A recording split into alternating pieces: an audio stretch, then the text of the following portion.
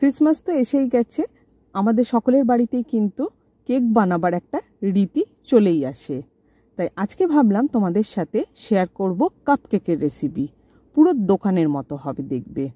আর তার সাথে এই ধরনের ক্রিসমাসের ডেকোরেটিংটা শেয়ার করব তোমাদের সাথে।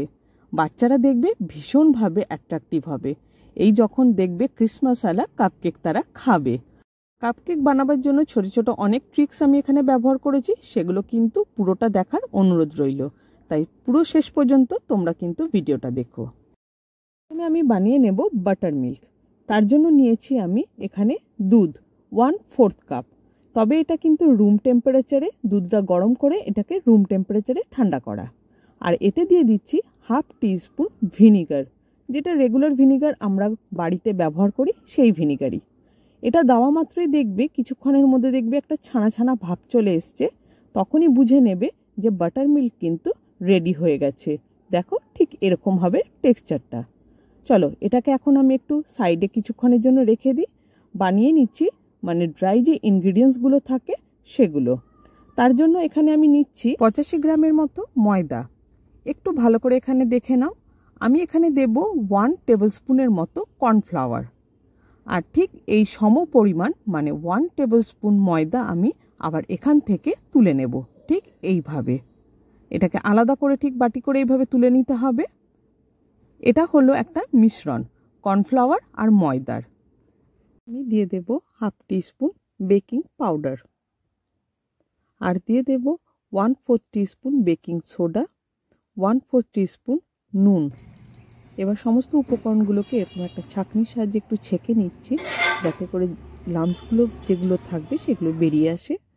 এবার মিশ্রণটাকে আরেকবার একটু স্প্যাচুলা দিয়ে আমি মিশিয়ে নিচ্ছি। এবার আমি অন্য একটা বলে একটা ডিম এরকম ফাটিয়ে নেব।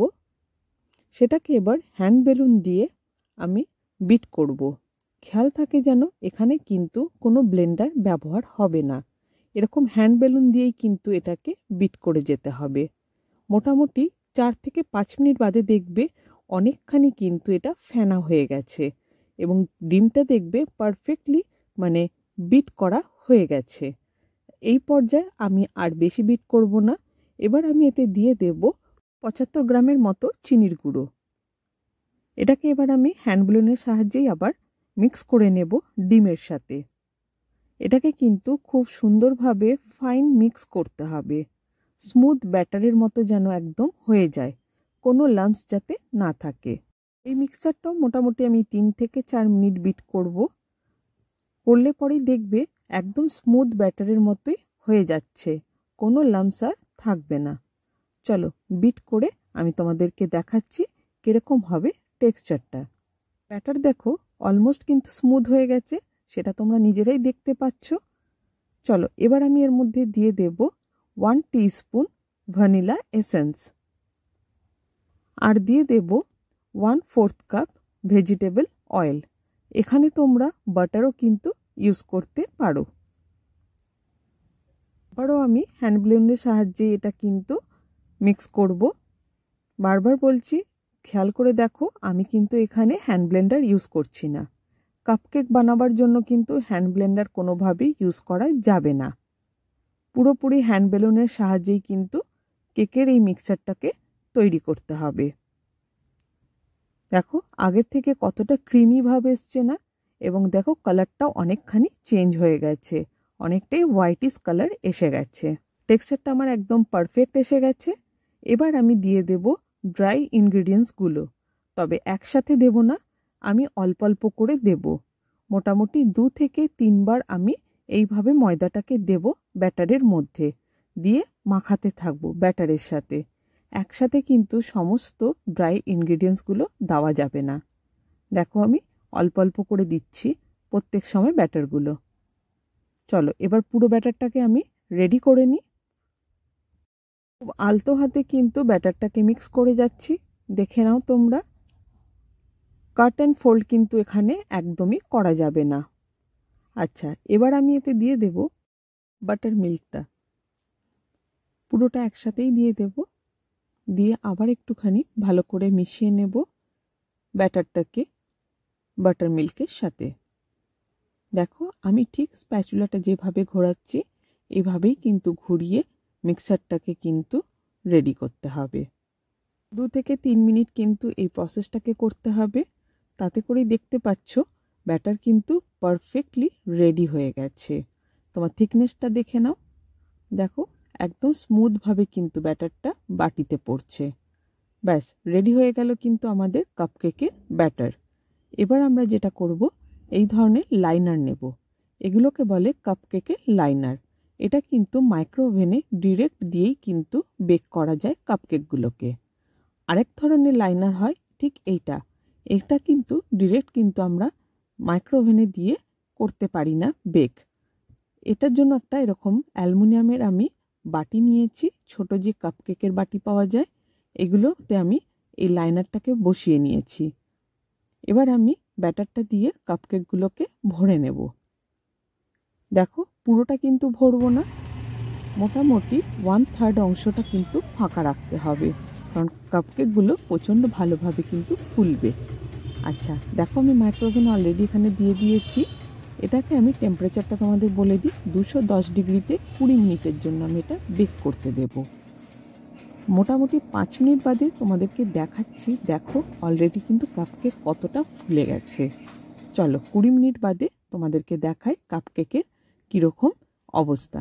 দেখেছো কাপকেকগুলো পারফেক্ট কিন্তু বেক হয়েছে, আর দোকানের মতো দেখেই বুঝতে পারছো। দেখো সাইডগুলো তোমাদেরকে দেখাচ্ছি কতটা সফট হয়েছে। দেখো দেখেছো কত সুন্দর জালি এসছে। তোমাদেরকে একটু ভেঙে দেখাচ্ছি আমি কাপকেকটা, তাহলেই বুঝতে পারবে কতটা সফট এসছে কাপকেকগুলো। দেখো তোমরা পারফেক্ট হয়েছে তো দোকানের মতো কাপকেক। তোমাদেরকে আমি আগেই বলেছিলাম, গ্যারান্টি দিয়ে বলছি এই কাপকেকগুলো কিন্তু একদম দোকানের মতো হবে। দেখো কত সফট হয়েছে। চলো এবার আমরা একটু ডেকোরেটিং করে নিই। সামনে ক্রিসমাস আসছে, তাই আমি সমস্ত কাপকেকগুলো কিন্তু ক্রিসমাসের ওপরই, থিমের ওপরই বানিয়ে থাকবো। এটা প্রথমে আমি বানাচ্ছি ক্রিসমাস ট্রিটাকে। এর জন্য আমি ব্যবহার করব যে নজলটা, সেটা হচ্ছে যে লিফ নজল থাকে, সেই লিফ নজল দিয়ে কিন্তু আমি কাপকেকটা মানে এই ট্রিটা আমি বানাবো। চলো সবগুলো ফিনিশ করে আমি তোমাদের সাথে আবার দেখা করছি।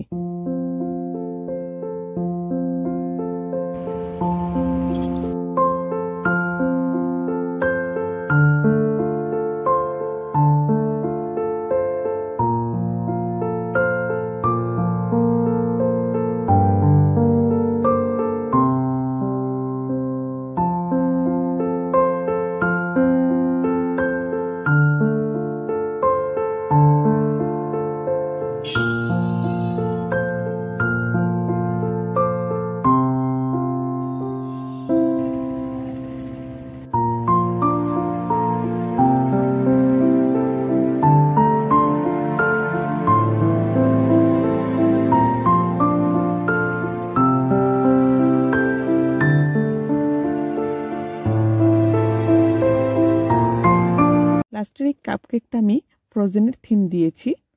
চলো তাহলে আমাদের সমস্ত কাপকেকের ডিজাইনগুলো তোমাদের আশা করি ভালো লাগলো এবং দেখে নিলে কেমন করে বানাতে হয়। আচ্ছা এগুলো ভালো লাগলে পরে কিন্তু বন্ধুদের মধ্যে শেয়ার করে নিও, আর বাড়িতে বানিয়ে তোমাদের কেমন এক্সপিরিয়েন্স হলো সেটা আমাকে কমেন্টে জানাতে ভুলে যেও না।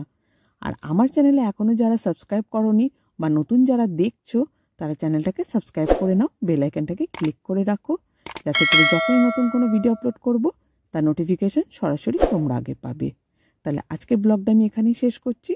নতুন একটা ব্লগে নতুন একটা রেসিপি নিয়ে খুব শিগগিরই আবার তোমাদের সাথে দেখা হবে। টাটা।